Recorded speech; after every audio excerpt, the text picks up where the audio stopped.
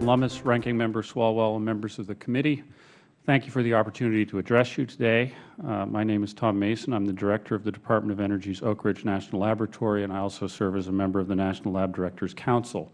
The Council is concerned about many of the issues being considered at this hearing, so I would like to thank the Information Technology and Innovation Foundation, the Center for American Progress, and the Heritage Foundation for stimulating this broader discussion.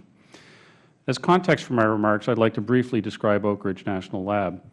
As DOE's largest science and energy lab, ORNL has an R&D portfolio that spans the range from fundamental science to demonstration and deployment of breakthrough technologies for clean energy and national security.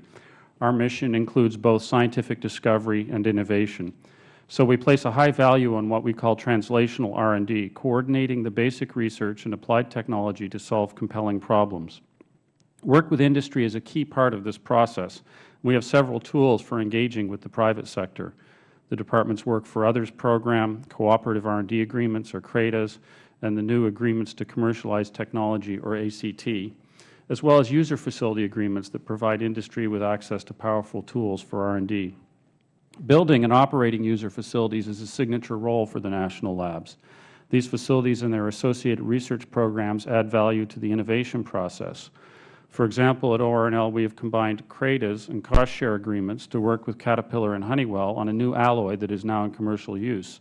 This work has been advanced by neutron scattering measurements made at the high-flux isotope reactor. And we are helping large and small companies exploit the world's second most powerful supercomputer to develop new energy technologies. Other nations recognize the value of this model. Not long ago, the Director of the Institute of Policy and Management of the Chinese Academy of Sciences said that China is making progress in stimulating industrial innovation and beginning to build world-class universities, but does not yet have an equivalent of the U.S. national labs. However, they are working on it.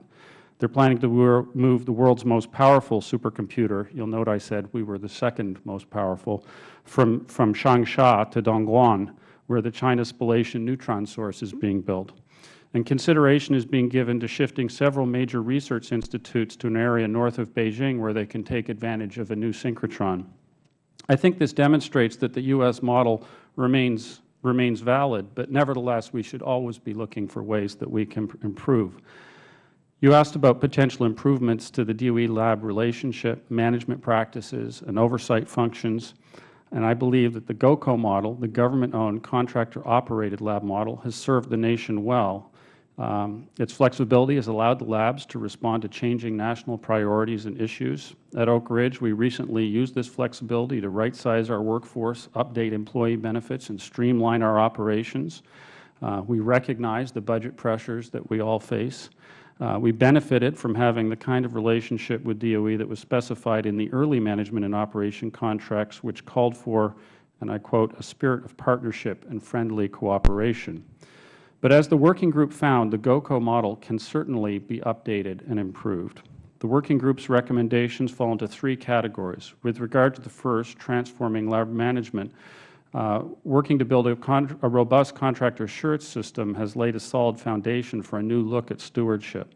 The second set of recommendations speaks to DOE's organizational structure. Secretary Moniz has made a commitment to integrate the science and energy missions, and I believe that is an excellent move. He clearly understands the need to expand the kind of synergistic interactions between basic and applied research that already takes place at the laboratory level. And by combining at the Undersecretary level the R&D programs managed by the Office of Science and the Energy offices under one Undersecretary, I believe that could be further advanced. It would also allow for the extension of some of the best practices developed by the Office of Science in laboratory management and strategic planning to the energy programs. The last set of recommendations on moving technology to the market, I think expanding the ACT mechanism would help the labs work with a wider variety of partners. It could provide a pathway to flexible pricing for proprietary R&D, which was another recommendation. And for labs whose R&D portfolios intersect the commercial world, which is not all of them, I might point out, adding weight to tech transfer in our performance plans would increase emphasis on this activity, particularly if we also gain flexibility in establishing and executing partnerships. New metrics should address multiple aspects of industry engagement, not just licensing deals and revenue, however. And they will need to take into account the high failure rate for all new technology ventures. It would also be helpful if our laboratory-directed R&D funds could be used to support tech maturation.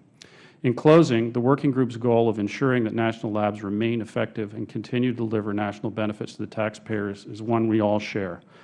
I look forward to participating in a broad discussion of how we can best attain it. Thank you again for this opportunity to testify.